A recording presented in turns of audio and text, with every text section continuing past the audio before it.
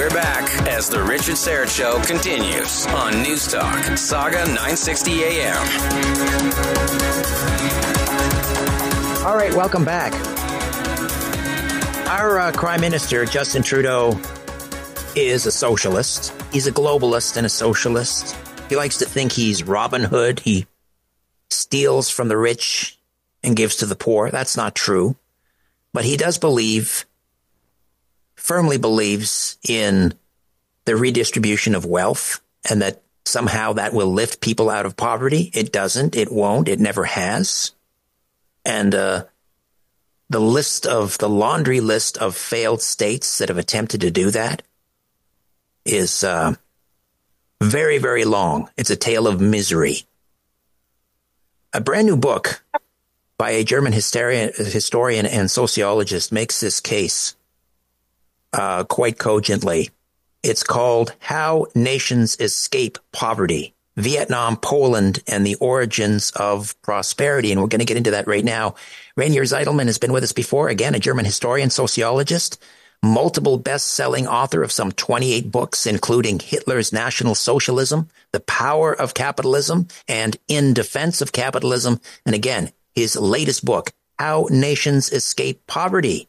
Rainier Zeidelman, welcome back to the Richard Syrett Show. How are you? Thank you. I'm great. Now it's here 10 p.m. in Germany, but not too late for such an interview. Wonderful. Why did you decide to pick as your case studies Vietnam and Poland?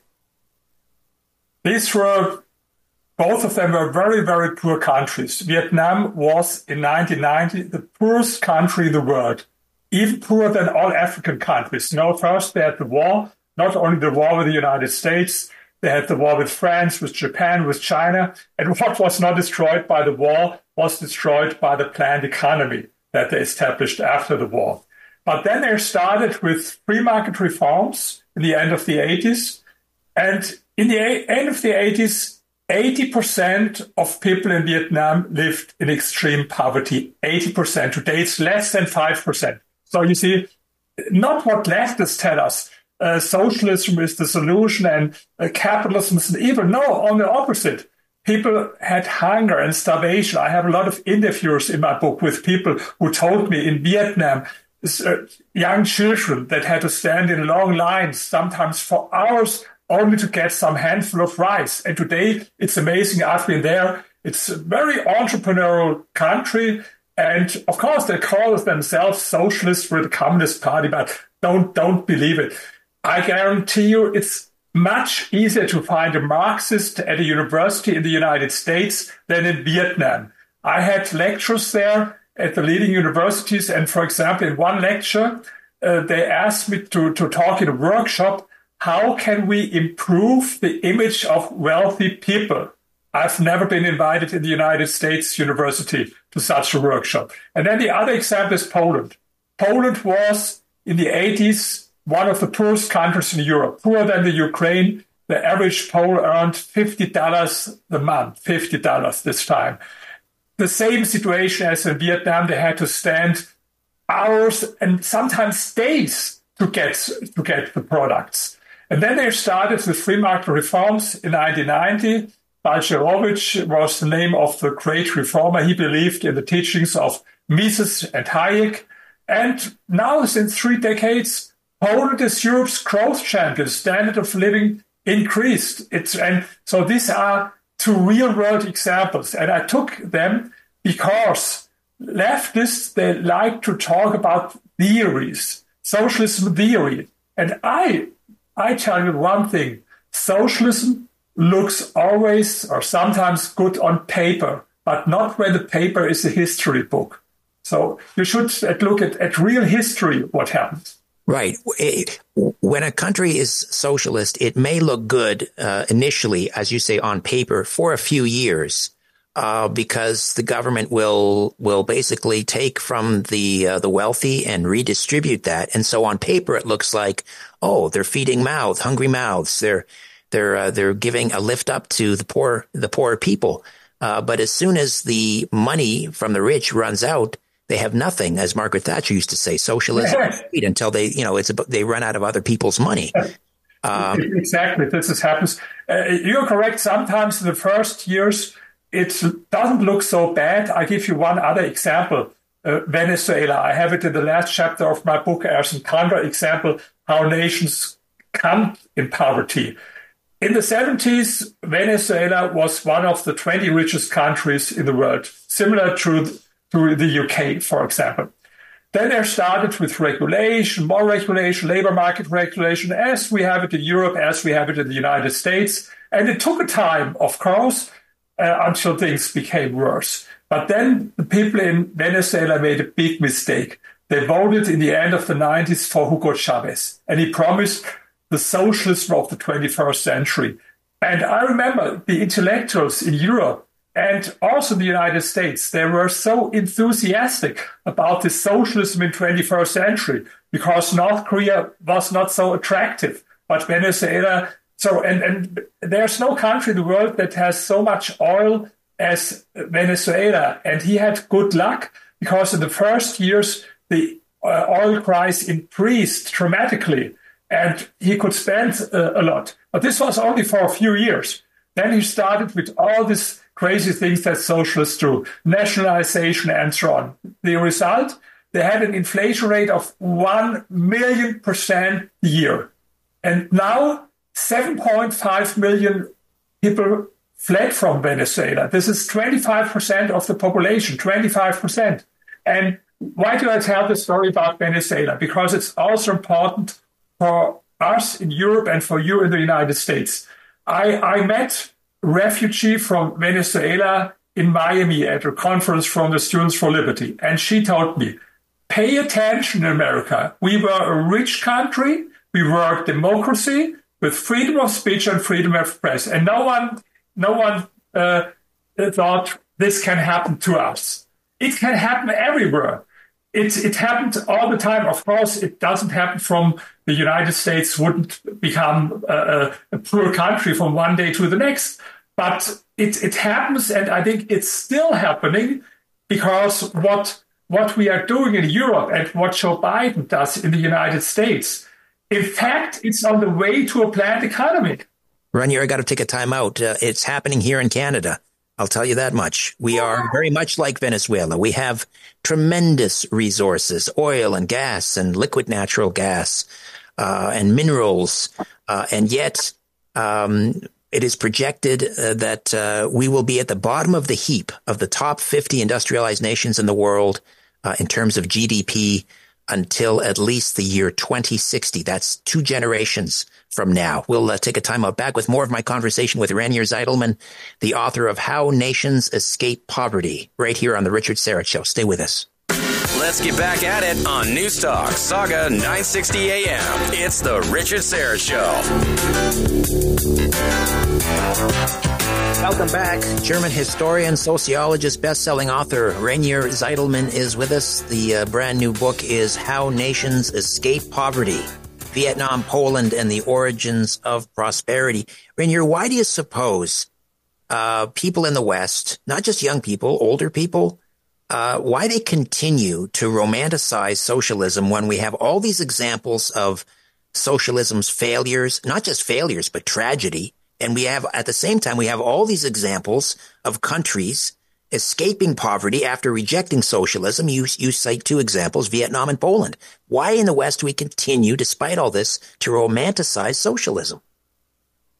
No, in the end of the 80s, the beginning of the 90s, it was not this way. People all over the world understood that socialism failed and that capitalism is the better system. We had politicians as Ronald Reagan, I admire him very much in the United States, Maggie Thatcher, even Deng Xiaoping in China started free market reforms, and everyone understood it. The planned economy does not work. But now this is 30 years ago, and people forget it, and they don't know about it. I give you one example. I had lectures in the last 20 months in 30 countries all over the world, in Latin America, Asia, United States, and Europe. And wherever I spoke, I asked the audience one question. Have you heard about the biggest socialist experiment in history? This was Mao Zedong's Great Leap Forward from 1958 to 1962, where 45 million people died. By the way, I have a chapter about this in my book, The Power of Capitalism. You should read it, The Power of Capitalism, that chapter. And I asked everyone, have you heard about it? And wherever I spoke, whether it was 20 people, 200, 2,000, only very few raised their hand. They haven't heard about it. And then I asked another question. Do you know that before capitalism, 200 years ago, 90% of the worldwide population lived in extreme poverty? Today it's less than 9%. Have you heard about this? No, they haven't heard about this. And this is a problem. You see it in the universities. I don't know how it is in your country, in Canada, but it's true in the United States, in Europe. It's all with leftists. You see it now with this anti-Israel and pro-Palestine. These are anti-Semitism, by the way, and anti-capitalism is very close linked in history because the psychological root is the same. It's envy against the successful, envy against the rich. And this is, what socialists do all the time, to spread this envy against wealthy people, against entrepreneurs. This is the big problem. And this is the reason why I'm writing my books about history, books like this, that young people get another kind of information. I don't think that I can convince anti-capitalists. They will not read the book. I know it. They prefer to read book number 35 from Thomas Piketty or Bernie Sanders, Why Capitalism is Evil. No, but I wrote it for people like you, hopefully in our audience, to give them all the facts, all the knowledge, so that they can win every single discussion with socialists. The problem is when you discuss with socialists and you ask them, where's the socialist that's so perfect? They can mention no country in the world, not in history and not now. They will show you a book. They will show you, here it's written in this book. And they compare their vision in a book with a reality. And this is the same if I would compare your marriage with a romantic love novel. Maybe you come home this evening and your wife tells you, we have to talk, maybe we have to divorce because she started to read romantic love novels and she tells you, our marriage is not as it is there. And you would say, here, it's crazy. Please compare it with the marriage of our friends and not with a book. But this is what the first trick of socialists. The next trick is, after they failed, they tell you always, oh no, this wasn't real socialism. I spoke about Venezuela before. And if you ask the same people, we have it there in Germany, who were so enthusiastic for Venezuela, if we ask them now, oh no, this wasn't real socialism, but next time it will work. And this is what they tell us since 100 years. This is their trick. Right. Next time it'll be different. Or the other thing that they do, Reinier, and we have to take a time out here, but just a kind of final note before we take a break. The other thing they'll do is they'll point to, mistakenly, they'll point to the Nordic countries like Sweden and say, that's socialism. No, it's not. It is a welfare state. They are very generous in their welfare programs, but it is a free market system. Maybe we can touch on that when we come back. Reinier Zitelmann is an historian and sociologist in Germany. His brand new book is How Nations Escape Poverty, Vietnam, Poland, and the Origins of Prosperity. Back with more of our conversation in 3 minutes. You're listening to The Richard Syrett Show on Newstalk Saga 960 AM. All right, welcome back. Before I get back to my conversation with Reinier Zitelmann, the author of How Nations Escape Poverty, let me ask you, when was the last time you evaluated your financial situation or asked yourself, is my advisor in the large financial company they work for the best organization to help me realize my financial goals? Well, our friends at Rocklink Investment Partners work with Canadians just like you across the country to develop a simple but effective plan to make sure you're on the right road to reach your financial goals. The team at Rocklink is committed first and foremost to the long-term growth of your capital the old-fashioned way. And they're not preoccupied with political correctness, gender ideology, ESG, or diversity, equity, and inclusion. Yuck. So, do yourself a huge favor and give them a call today at 905-631-5462, 905-631-5462, or email at info@rocklink.com, info@rocklink.com, and find out how they can help you secure your financial future. All right. How nations escape poverty. Vietnam. I love it. No ESG, guaranteed. I love it. All right. So before the break, I was saying how many people who try and defend socialism, when you say, well, give me an example where it has ever worked, and they'll point to Sweden and Denmark. Those are not socialist countries. They have generous welfare programs, but explain or disabuse people of the notion that Sweden and Denmark are socialist. Yes, I know a lot about it, and I have doubts whether Bernie Sanders and people who tell us this absolutely nonsense, whether they ever have been in Sweden or whether they ever read a book about it. I wrote in my book, The Power of Capitalism, a chapter, What Happened in Sweden. It's true, there was a kind of democratic socialism, but this was in the 70s or in the 80s, but it failed totally. And then they started with free market reforms. And today, if you look at the index of economic freedom, this is a ranking from 180 countries all over the world. You see Sweden, number 10. And in the United States, for example, only 25. So it means Sweden is much more capitalist than the United States.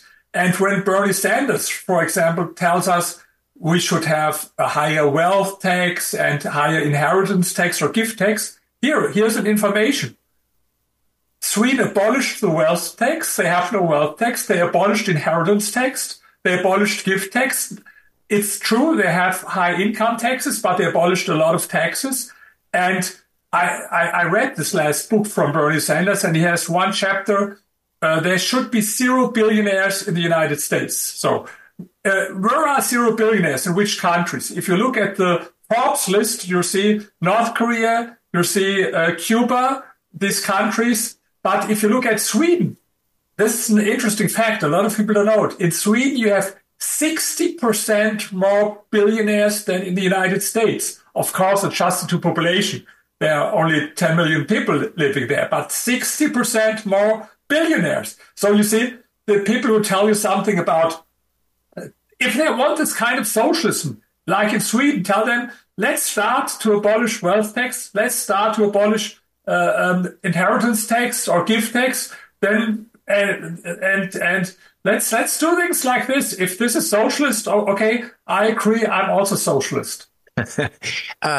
Canada is, our debt now, we are $1.4 trillion in debt in this country. Just to service the debt, the interest payments on it now are more than we spend on health care, much more than we spend on national defense and so forth. It's becoming an absolutely untenable situation. And one of the suggestions from our populist leader up here it's called the People's Party, Maxime Bernier, he wants to cut foreign aid. And that's one of the points that's also made in the book, that, wealth redistribution does not bring prosperity, but nor does development aid to these other countries where they, these corrupt regimes just take the money and deposit it in their own bank accounts. How do we assist developing countries? Let's say sub-Saharan Africa, for example. How do we help them lift out of poverty without sending them billions and billions of dollars, which just seem to go down a hole, a money pit? The first thing, stop development aid 100%. There are 2 countries in the world that give more development than all other countries. This is my country, unfortunately, Germany and the United States. I don't know how much of this from Canada, but we give a lot for absolutely nonsense projects. And the reality is the money doesn't come to the poor people in Africa. No, the money comes to these corrupt elites, and it helps to stabilize these systems. And I have a whole chapter in my book, what does not help in the fight against poverty. And there are a lot of scientific studies that prove absolutely that it does not help. People don't know about it. They should read a book. And if you ask, what should we do? To be honest, you can't export democracy as you can't export capitalism. The United States tried a lot of times in Iraq, in Afghanistan, to export democracy, but it never worked because this is the difference between socialism and capitalism. Socialism is a top-down. there are some politicians and they implement a socialist system. But capitalism is like a grassroots movement. I showed also with Vietnam, before they started the economic reforms, the ordinary peasants, they started because they saw socialism does not work, and they started to have more capitalism. So this is the difference. So you can't bring it to other people. Maybe it sounds not like the best idea, but leave them alone. They have to solve their problems. And then if you let you welcome investors, invest there. This is what they did in Vietnam. In Vietnam, they opened the economy, and they told investors, come to us from the United States, from Asia, from Europe. And these investments, they help them. But these poor countries, they don't understand it. I've been in 30 countries, I mentioned it, in the last 20 months. For example, I was in Nepal. Nepal is one of the 10 poorest countries in the world. And I learned they have a long, long list who is not allowed to invest there and what is forbidden to invest. They think that foreign investors harm them. And of course, this is nonsense. They need money from other countries. And this is what helps. Capitalism helps. Investment helps. But not development aid. How Nations Escape Poverty. How do we get a copy, Rainier? Check it on Amazon, or I don't know whether it's Barnes & Noble also in Canada. I believe so. We can order on Barnes & Noble, Yes. Amazon. Barnes & Noble or Amazon, you can get the book. Fantastic. Dr. Zeidelman, always a pleasure. Thank you so much. Well, the pleasure for me. Thank you. I appreciate it. See you next time. Bye-bye.